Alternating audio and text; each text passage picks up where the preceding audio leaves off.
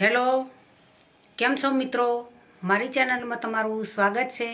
આજે આપણે બનાવીશું ગાજર અને લીલા મરચાંનું અથાણું. લીલા ગાજર અને મરચાં તેનું અથાણું બનાવવાનું છે. સરસ એવું ટેસ્ટી અને સ્વાદિષ્ટ બનાવીશું. બજારમાં લીલા આવા ગાજર ખૂબ જ મળતા હોય છે. મરચાં પણ ખૂબ અત્યારે મળતા હોય છે ઠંડીની ઋતુમાં. હવે તેને કટિંગ કરીશું.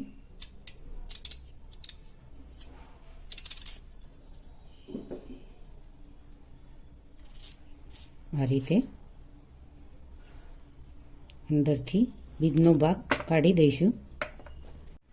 આ રીતે ગાજર અને મરચાં કટિંગ કરીને મોટા મોટા ટુકડામાં તૈયાર રાખ્યા છે. મીઠું એડ કરીશું, હળદર એડ કરીશું, લીંબુ એડ કરીશું. તેને મિક્સ કરી દઈશું.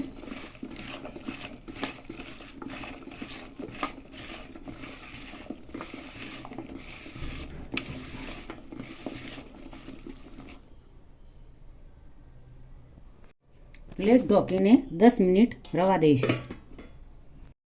અડધો કપ સિંગ તેલ લીધેલું છે, તે ગરમ કરીને મૂકી રાખીશું. સિંગ તેલનો ઉપયોગ કરી શકાય, સરસા તેલનો પણ ઉપયોગ કરી શકાય. હું સિંગ તેલનો ઉપયોગ કરું છું. અને ગરમ થવા દઈશું. ન શેકું ગરમ કરવાનું છે, વધારે કરવાનું નથી. સારી રીતે ગરમ થઈ ગયું છે. હવે બંધ કરીશું, ઠંડુ થવા દઈશું. 10 મિનિટ થઈ ગઈ છે. હવે જોઈએ, પાણી અંદર થઈ ગયું છે. હવે તેને પાણી કાઢી લેવાનું છે.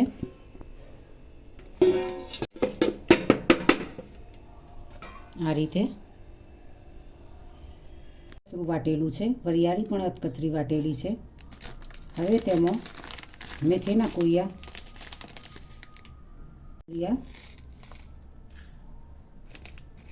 2 ચમચી એડ કરીશું. રાઈના કુરિયા 2 ચમચી એડ કરીશું. મીઠું એડ કરીશું સ્વાદ અનુસાર. હળદર એડ કરીશું. નોર્મલી કટિંગ કરીને રાખ્યા જ છે, તેમાં કલર માટે કશ્મીરી મરચું એડ કરીશું. આ રીતે અંદરથી પાણી કાઢી નાખ્યું છે. બાઉલમાં એડ કરીશું.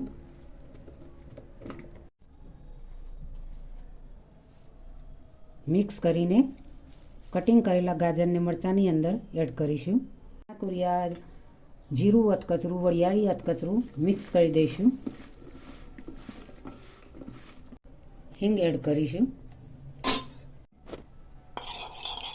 મિક્સ કરી દઈશું.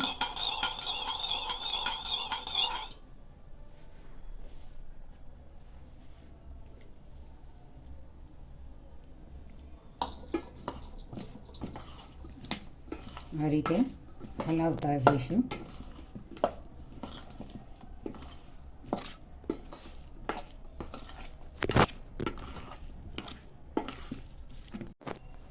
કલોજી એડ કરીશું. લીંબુનો રસ એડ કરીશું.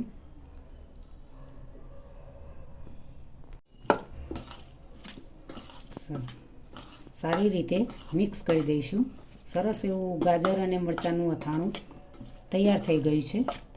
ગાજર અને મરચાંનું અથાણું તૈયાર થઈ ગયું છે મિત્રો. તમે જોઈ શકો છો, સરસ એવું ટેસ્ટી, સ્વાદિષ્ટ, ખટ્ટું મીઠું અથાણું બનાવ્યું છે.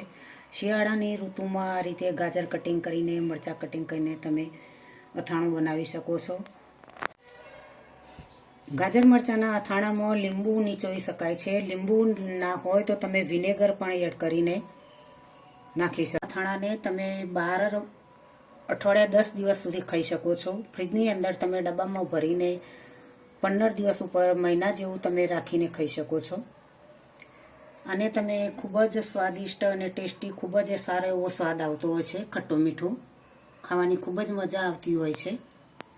અવનવા અથાણા બનાવો, તમે ગાજરનો હલવો બનાવી શકાય.